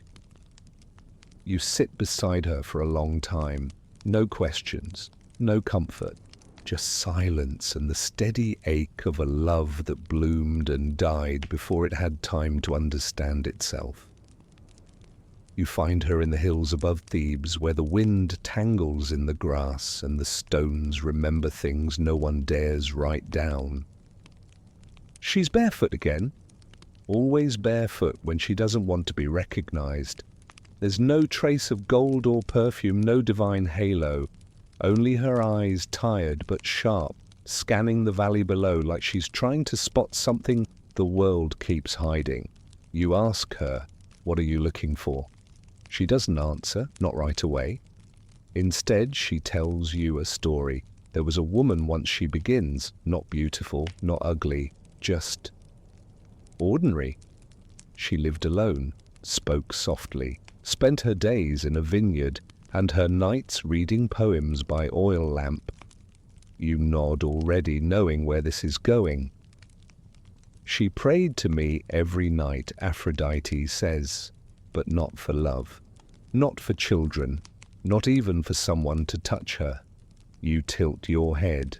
"She prayed for a story," Aphrodite continues, "a story where she was seen, where she wasn't the background character or the loyal friend or the tragic side note. Just once she wanted to be someone's reason." You sit with that. "She asked me to make her unforgettable. Did you?" you ask. Aphrodite exhales. "No," you blink. "She was already unforgettable," she says, "but not in the way the world rewards. She was kind, she was quiet, she forgave too easily." And the man who could have seen it, a pause, never did. You don't press for more, the grass around you whispers. A flock of birds launches into the sky like a sigh, breaking free. "She died," Aphrodite adds, "unmarried, unwritten, but not unloved, just unnoticed." Historians still debate whether Aphrodite ever refused a prayer, whether she ever turned away someone who asked too gently or not at all. You ask her, "Why didn't you help?" She shrugs, because she wasn't asking for help. She was asking for truth. You let the silence stretch. The hills deserve that much. Then she says, "Everyone thinks love is about finding someone who fills your empty places. But sometimes love is recognizing that someone else has been pouring themselves out for years and no one noticed." You remember the woman she spoke of, not by name, because she never gave one, but by feeling. You realize you've known people like that. Maybe you've been someone like that. Aphrodite lies back in the grass, arms crossed behind her head, eyes closed. "You know what I envy," she says. "What?" She points a finger upward. "Stars." You look. There are a few beginning to show, stubborn against the deepening blue. They shine, she says, even if no one's looking. You say nothing. She continues, "I've spent centuries being looked at, desired, prayed to, and still half the time I feel invisible." It hits you then hard that visibility isn't the same as being seen. She turns her head to look at you. "There's a story I never told anyone," she says. You lean in. "Once someone loved me," she says, quietly. "With no magic, No flattery. They didn't chase, didn't praise. They just stayed. What happened? I couldn't understand it, she replies. So I left. You exhale through your teeth. I thought it wasn't love, she says, because it didn't burn, it didn't ache, it didn't demand anything. But maybe, she adds softly, that was the point. You both lie in the grass, the sky pressing gently down, full of old stars and new regrets. And you realize again that love, real love, isn't the shout or the chase or the chaos. It's the staying. And that perhaps is the one story even Aphrodite never got to claim for herself. You're in Corinth now, where the streets smell like cinnamon and ambition.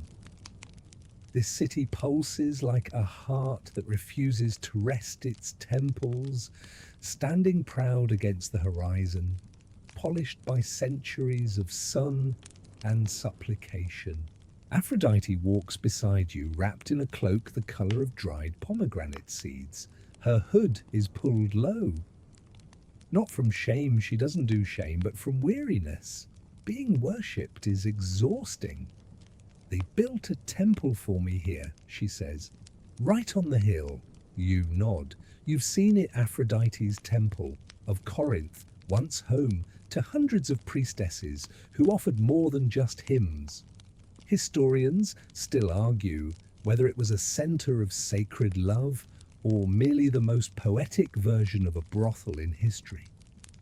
But what everyone agrees on is this love here had a price. She leads you uphill through terraced gardens, past fig trees heavy with ripeness and marble statues that have all lost their noses. The temple looms ahead, its columns worn down by both time and devotion. You can feel the hum of old desire baked into the stone. At the top, she pauses. This is where they confused me with lust. She's not angry, just resigned.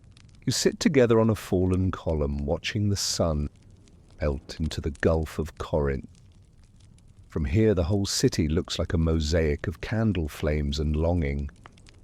They brought offerings of perfume and silver, she says, and asked for what they thought I could give: pleasure, power, obsession. You glance over. But that's not what you wanted. She shakes her head. I wanted to give joy, connection, the kind that doesn't leave bruises behind. There's a silence between you. Then she adds, but obsession sells better. You remember reading once that temple priestesses here were said to be the daughters of Aphrodite herself. Mortals, yes, but touched by her presence, trained not just in the art of seduction, but in listening, in holding someone's pain with dignity. You ask, did you love them? I did, she says. But I failed them too. How? Because I let the world redefine me. Through them, I let my name become currency. You look out at the city below, still churning with voices and laughter, with arguments over olive prices and whispered promises made in alleyways. How do you survive it, you ask? She gives a small, crooked smile. By remembering the ones who didn't come here for the thrill? You raise an eyebrow.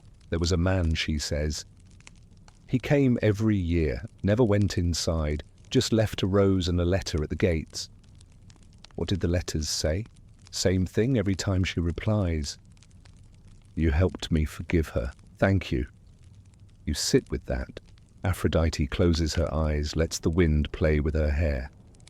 He didn't ask for anything. He just wanted to honor what love had once meant. Not everyone came to take. Some came to remember. She stands brushing dust from her cloak and walks into the ruined sanctuary. The floor is cracked. Vines crawl up the altar. But something about it still feels alive.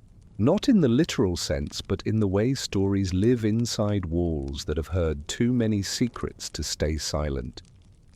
She runs her hand along the stone and murmurs a word you don't recognize, old pre-Olympian soft, like breath on skin. Maybe a name, maybe a wish. You don't ask her to repeat it. She turns back to you. Love given freely, it leaves no record, no ledger, no statue. You nod.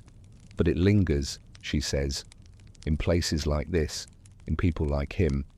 And maybe you think in people like her, gods who've tasted both adoration and abandonment, and still come back not to reclaim the spotlight, but to witness.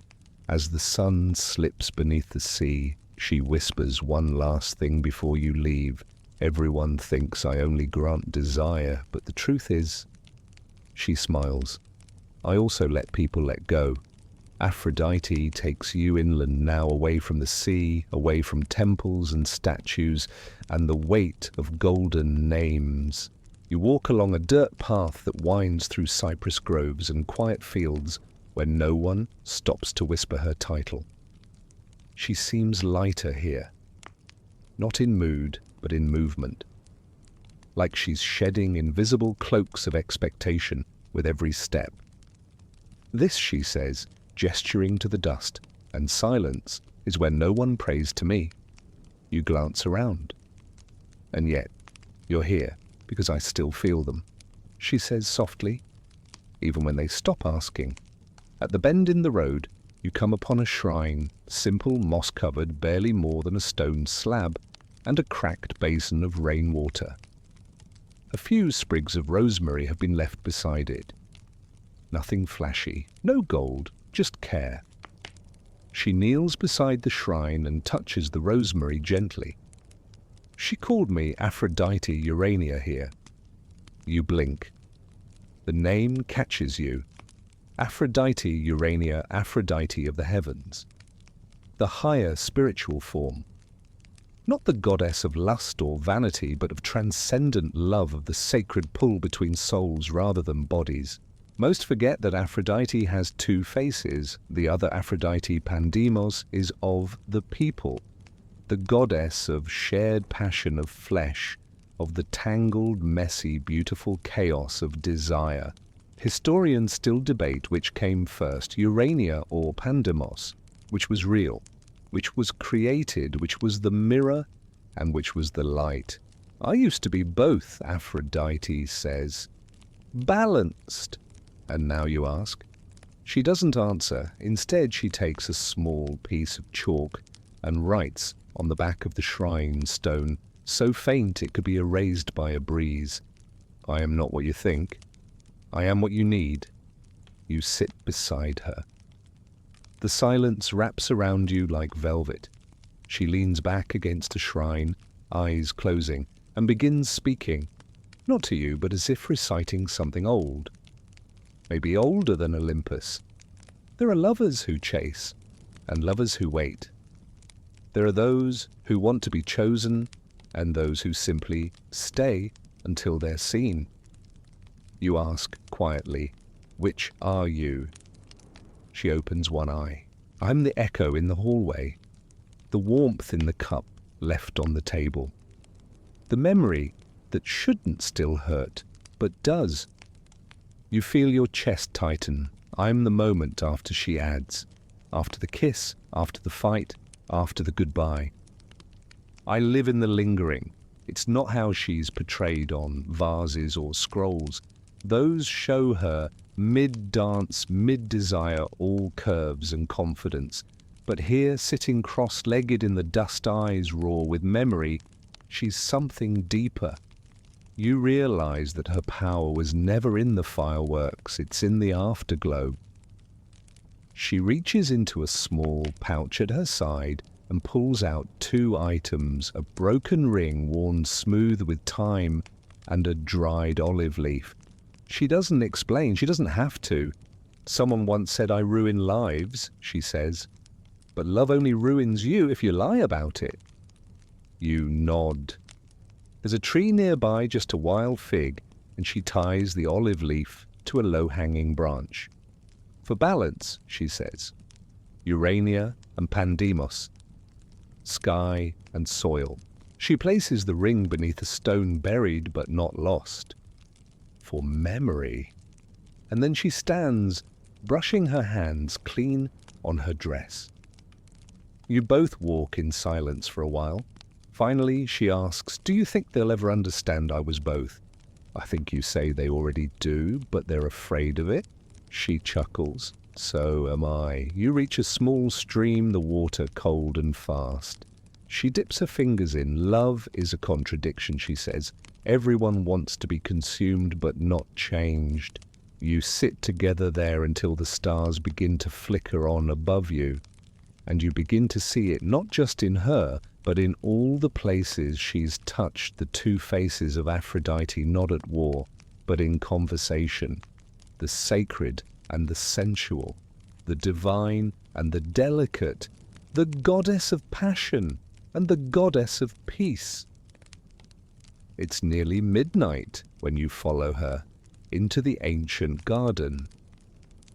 Not the curated kind, not manicured hedges and polite blooms, but a wild, overgrown sprawl tangled with roses, ivy, nightshade, and memory.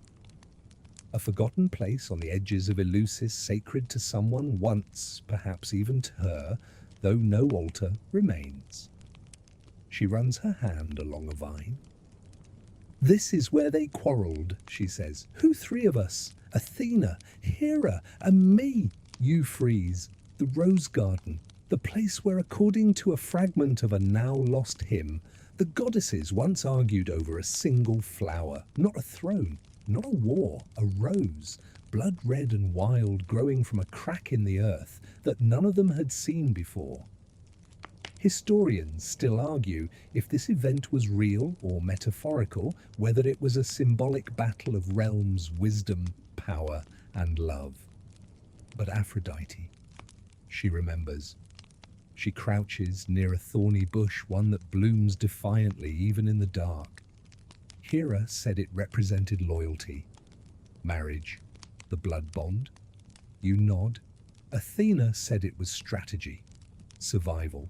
She claimed the rose proved beauty was dangerous. And you? She plucks one, gently cradling it like a secret.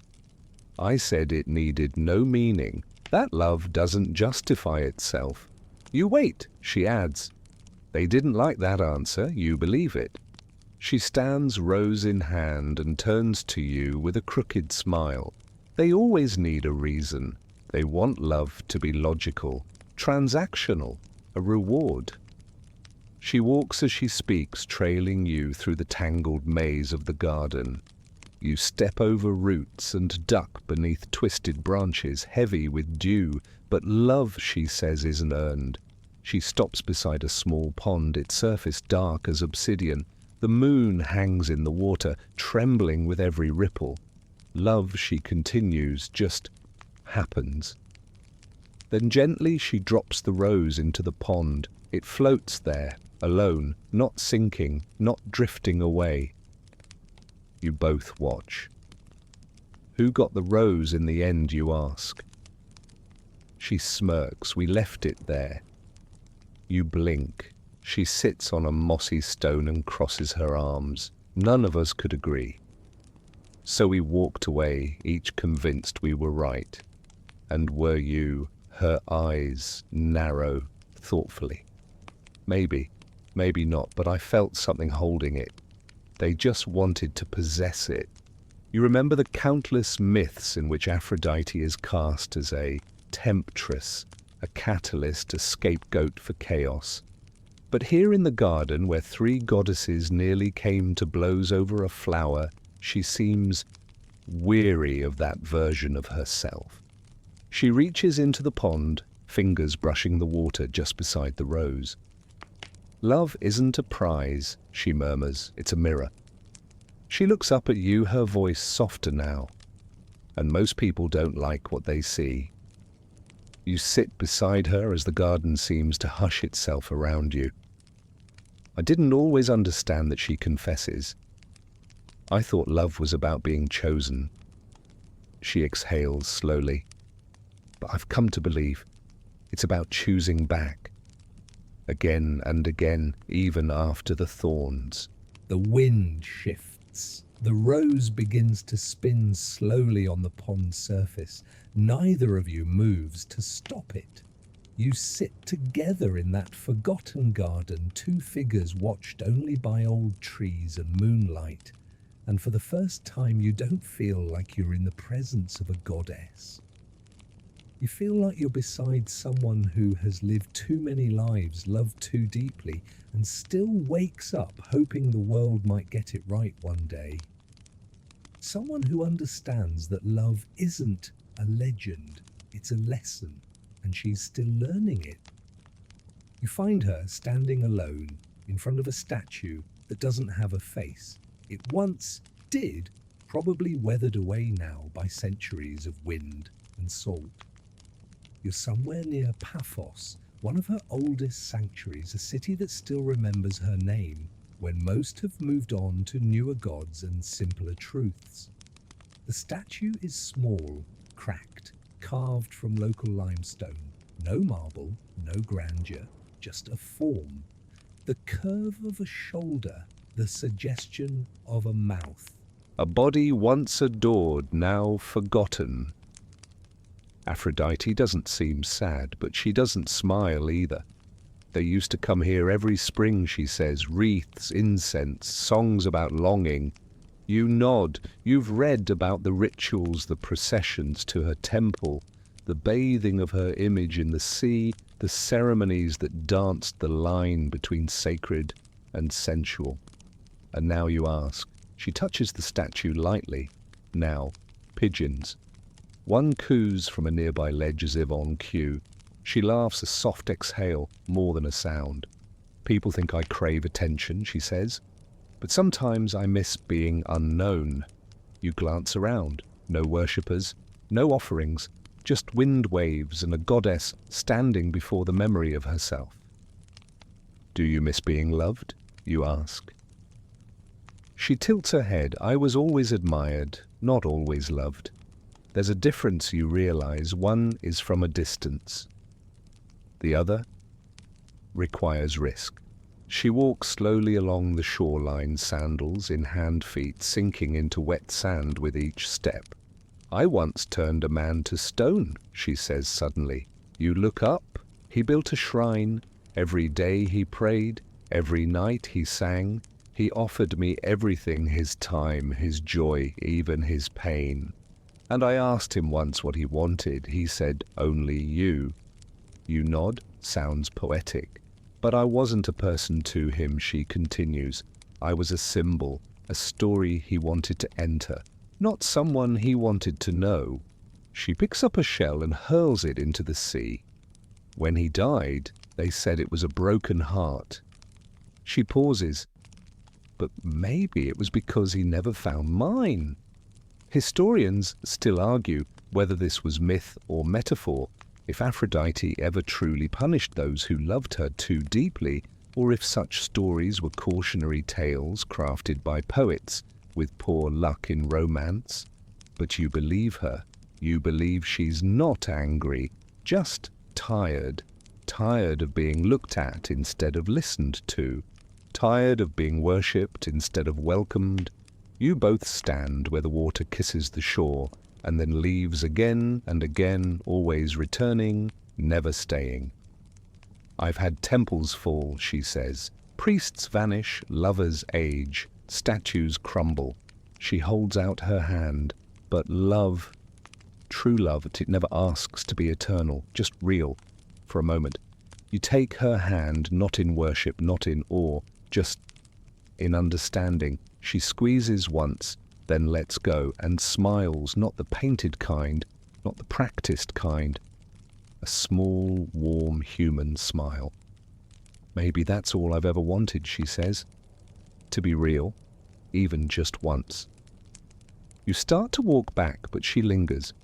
She bends to press her lips to the old faceless statue, gently, like a goodbye to an old version of herself.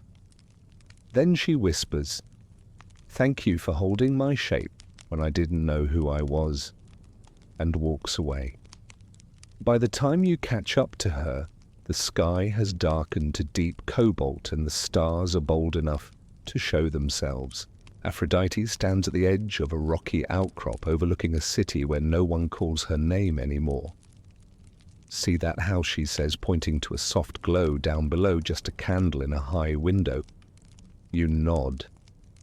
"They used to leave the flame burning for me," she says. "Every night, without fail. Who lived there, you ask?" She doesn't answer right away. Instead, she sits down on the stone and pulls her cloak tighter. "A man," she says, "a poet. Didn't write about me, not once. Never came to the temple. Never carved my face into marble." You raise an eyebrow, "But he prayed." She shakes her head. "He just loved someone and stayed." You wait. "He was never mine." She continues, voice low, "But every time he brought her flowers, or forgave a mistake, or listened without trying to fix her, I felt it." She looks at you. "You think I only live in prayers, in perfume and poetry? No, I live in that." She points again to the candle. "In the quiet, in the effort, in the decision to stay after the storm." Historians rarely tell these stories. No epics for husbands who fetch tea in silence, no hymns for wives who laugh at bad jokes, because they know the trying matters more than the punchline. But Aphrodite remembers them. She keeps them. "Do you know what I fear most?" she asks suddenly. You shake your head, becoming a cliché. She lies back on the stone, looking up at the stars, one arm folded behind her head. "I've seen paintings of myself in every gallery, sculptures in every museum, but the older they get, the less they resemble me." She pauses, "Or maybe the less I resemble them." You think of the faceless statue, the apple again, the boy who never knew he was beautiful enough to be a legend, the countless letters never answered. "Do you regret becoming a goddess?" She smiles without looking at you. "Sometimes, but mostly I regret the things I let be written in my name." You lie beside her. Above, the stars begin to blur, not from clouds but from memory. You realize they're always moving just too slowly for most eyes to notice. "Do you ever wish you were forgotten?" you ask. "Not forgotten," she says. "Just freed." A breeze stirs. A dove coos somewhere in the distance. She closes her eyes. "I don't need to be eternal," she whispers. "I just want to be true." The word hangs between you like incense, heavy, sacred.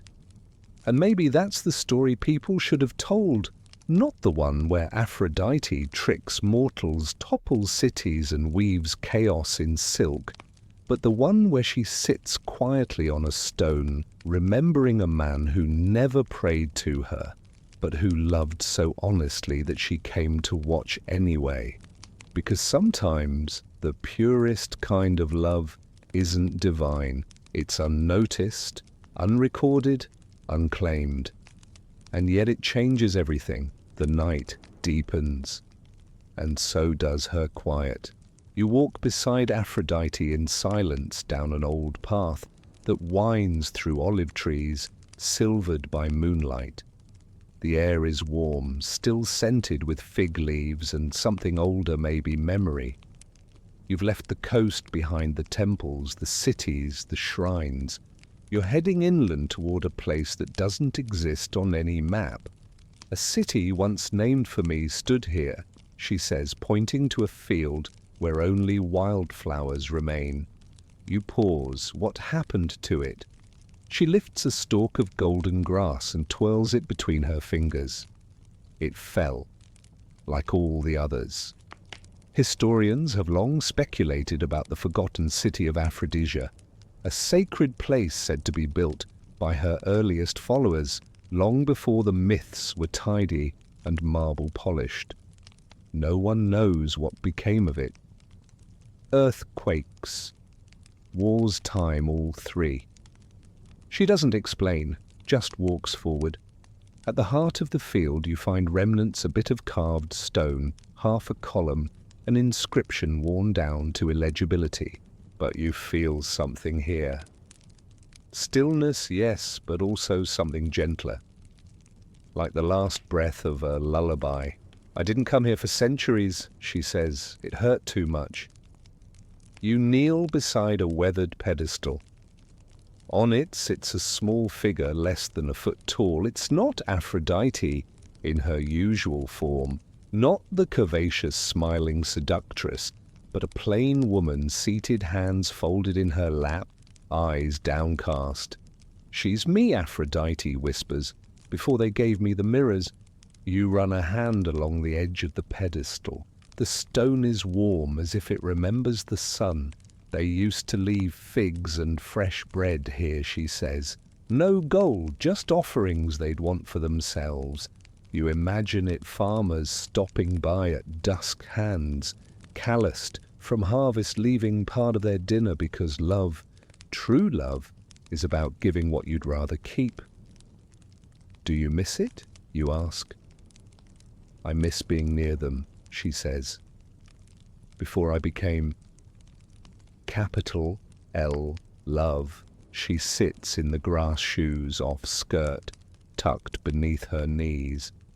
For a moment you could mistake her for a local woman resting after a long day, except that even the shadows lean toward her. They used to come here for advice, she continues. Not power, not passion, just advice. You raise an eyebrow, and what did you tell them?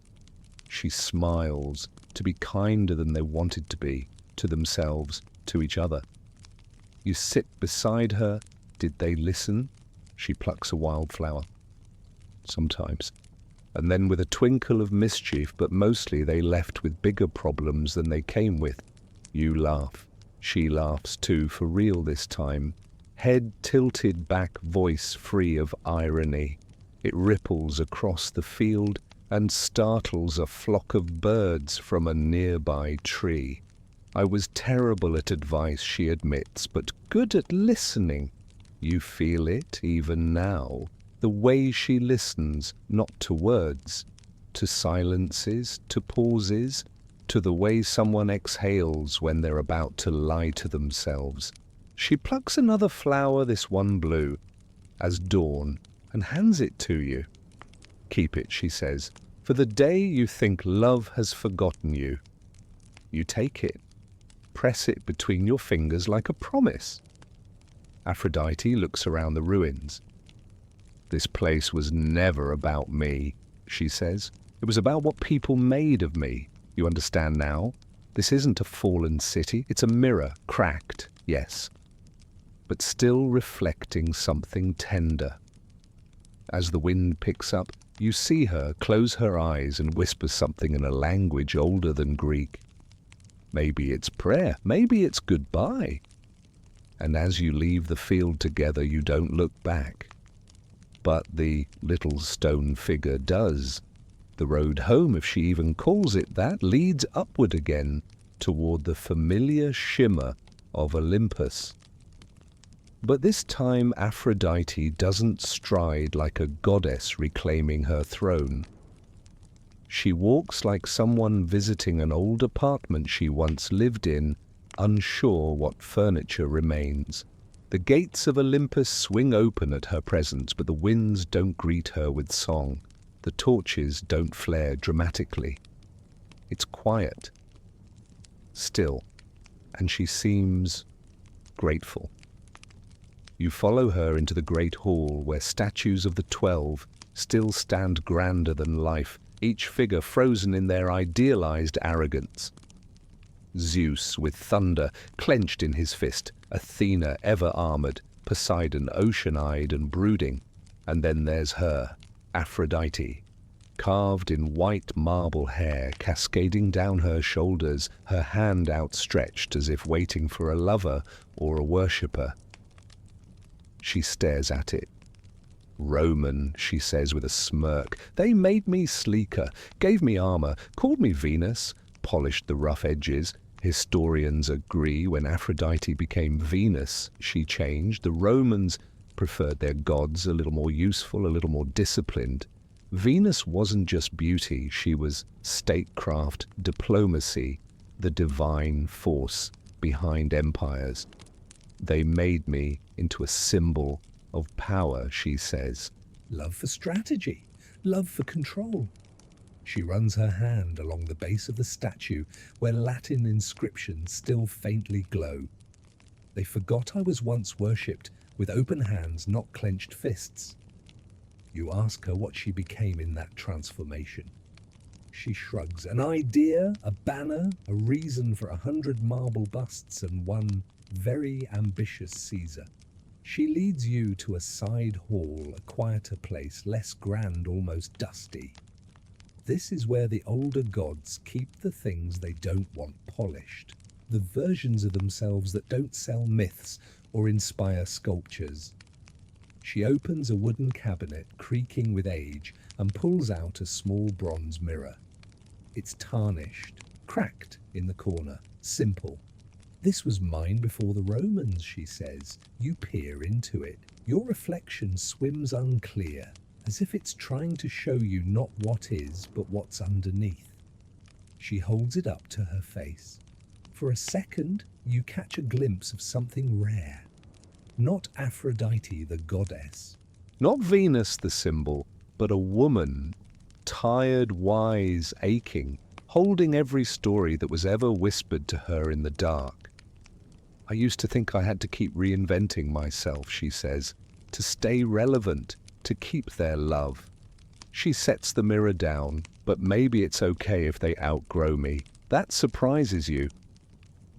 You want to be forgotten? No, she says gently, but I don't need to be needed anymore. She walks back into the main hall and looks up at the statues again. They'll last longer than any real love ever did. She pauses, but they'll never feel what I felt. You both stand there in the quiet for a long while, and then she does something unexpected. She bows her head, not to the gods, not to herself, but to love, the quiet kind, the kind that grows in silence and soft glances, the kind that doesn't get carved in stone or sung in temples, the kind that survives only because someone chooses to keep it alive, day by day, word by word. She looks at you. You know the best part of being a goddess? She asks. You raise an eyebrow. I've watched them love each other in ways that make me weep. And they never even knew I was there. Her voice cracks not from pain, but reverence. They don't need me to do it. Not really. You think of all the stories that never made it into myths. The ones where no one turns to stone, where no apple is thrown, where no one is declared the fairest. Just two people in a kitchen laughing, or crying, or staying, and suddenly you understand. Aphrodite isn't just the goddess of passion or beauty or chaos. She is the witness of love in all its forms, even the ones too quiet for history to hear.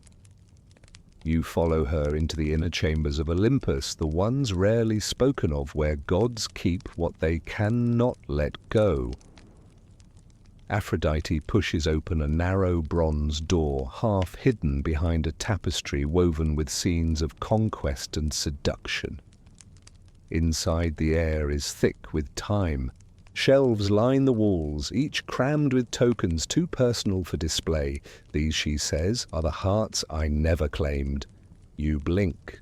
Literal hearts. She laughs. No, not in that way, but close. She pulls a box from the shelf. It's small, carved from cypress wood. The hinges creak with memory. Inside, a lock of hair tied with twine, a single peach pit, and a bit of ribbon stained with what might be ink or tears. I kissed the man who left this behind, she says. Once. On the cheek. He ran away the next day. You frown. He said he couldn't stand the thought of loving someone everyone else wanted. She replaces the box. Another box contains a child's drawing stick figures holding hands a crown on the woman's head. labelled Mommy A. You stare. From a little girl, Aphrodite murmurs, "Her mother died. She prayed every night that I would fall in love with her father. Did you? I visited once, watched him tuck her in. He was kind, but not lonely. And I left them alone. They didn't need me." She moves down the shelf. One by one you begin to understand. These are not relics of conquest, these are relics of restraint. "Everyone talks about the hearts I took," she says. "No one talks about the ones I didn't." Historians often gloss over this side of her. She is painted as the goddess who causes love, not the one who withholds it. But here in this quiet room you see another truth. Sometimes choosing not to interfere is the most sacred act of all. She lingers in front of one last item, a sealed amphora, untouched by dust glowing faintly. You ask what's in there. She hesitates. "My name?" You wait. "The real one," she says. You step back. "You mean?" "Aphrodite's not your..." She cuts you off with a finger to her lips. "It's the name they gave me, the name that grew legs and statues and temples, but before that..." She trails off. You don't press. She runs her fingers over the amphora's surface like one might touch the shoulder of an old friend. Then she says, almost in a whisper, "Names have power, but so does silence." You ask why she keeps it sealed. She looks at you, because if someone ever says it with love, not out of worship, not out of lust, but real soft, knowing love, it might break the jar. And what happens then? She smiles. Then maybe I get to stop being her and just be me. She doesn't sound sad. She sounds ready. You help her close the door to the room. The latch clicks, not like a lock, but like the soft shut of a chapter. As you walk back through the corridors of Olympus, you notice how many statues she passes without looking. She no longer needs them to remind her who she is. Outside, the stars have multiplied, or maybe your eyes have just adjusted to seeing them better. She turns to you before she disappears again. Most people think love is what they fall into. "And what is it really, you ask?" She grins. "It's what you rise with." And then she's gone. A breeze curls past your neck, warm and smelling faintly of roses. You stand there for a long time, wondering how many hearts you've overlooked, how many she's watched quietly without ever asking to be thanked, and how many names still wait sealed in silence for someone brave enough to say them with care. Morning has returned to Olympus, if such a thing exists in a realm where the sun always shines just slightly too perfectly. But something feels different. You notice it first in the birds. They're quieter.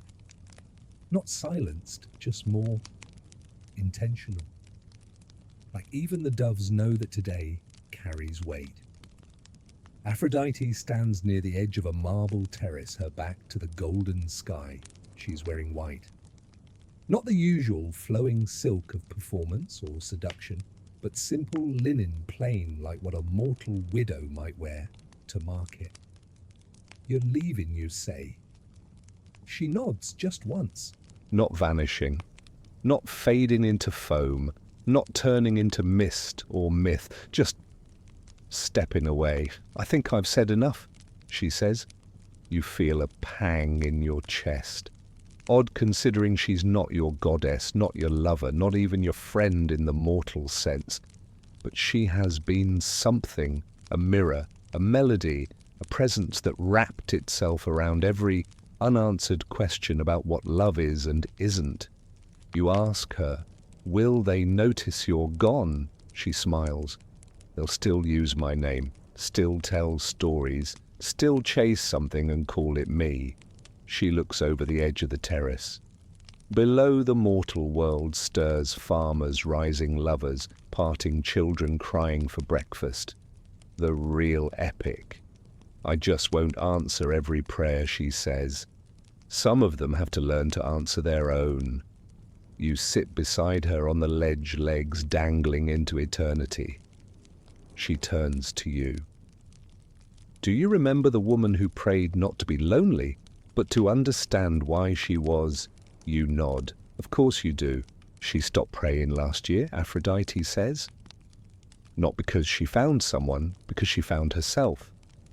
You glance at her. That's love. That's the start of it, she replies.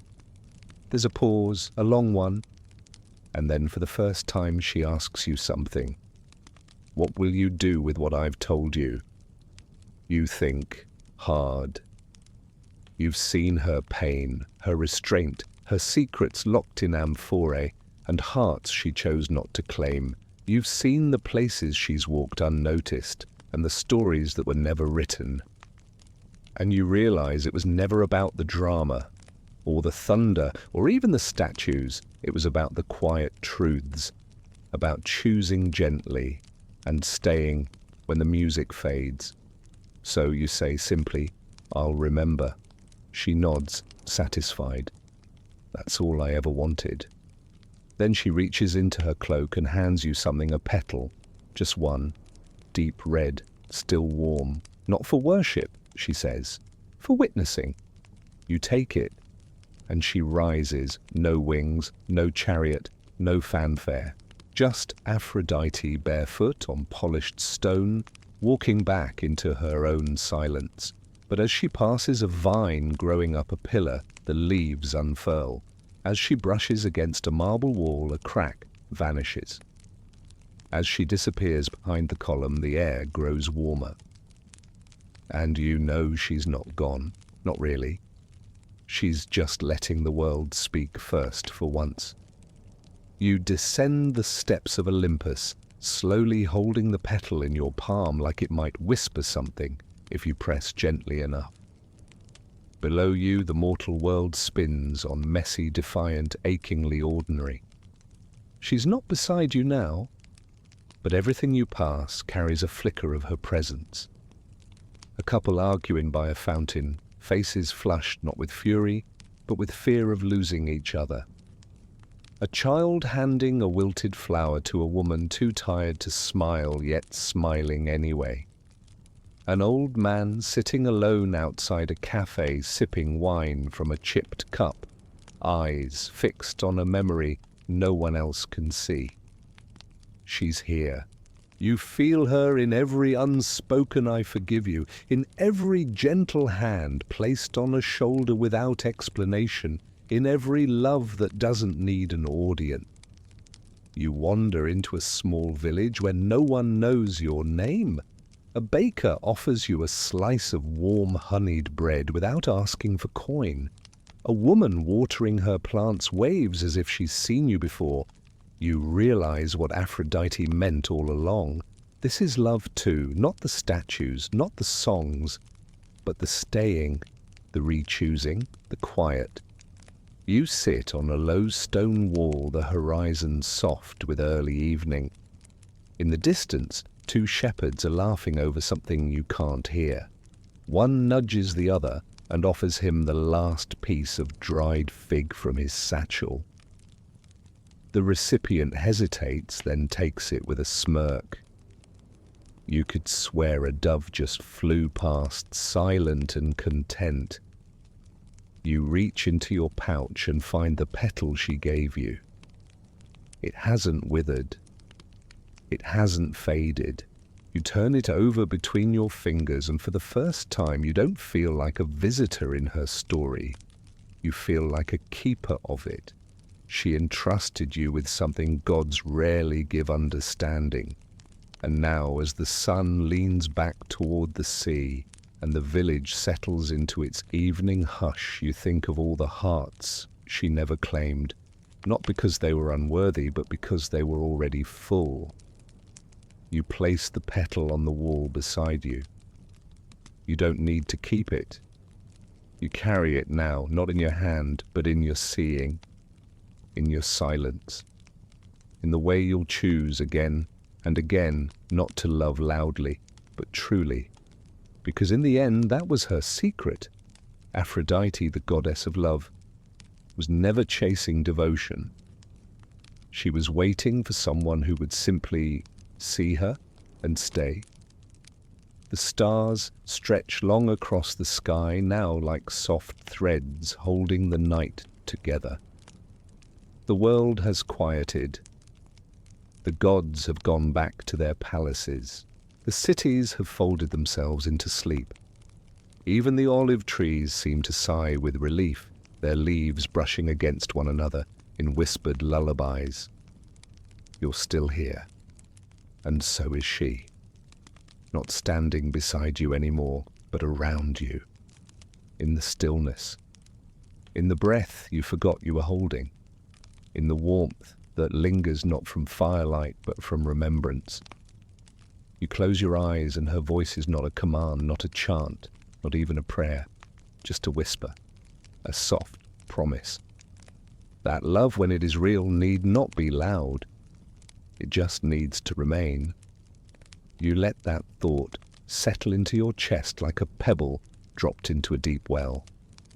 The ripples stretch out through memory, through ache, through every story you've ever heard about the gods and their hunger. And suddenly there's peace. Not the kind shouted from mountaintops, but the kind that finds you in the spaces between words, in the petal that does not fade, in the heart that is never claimed but always kept.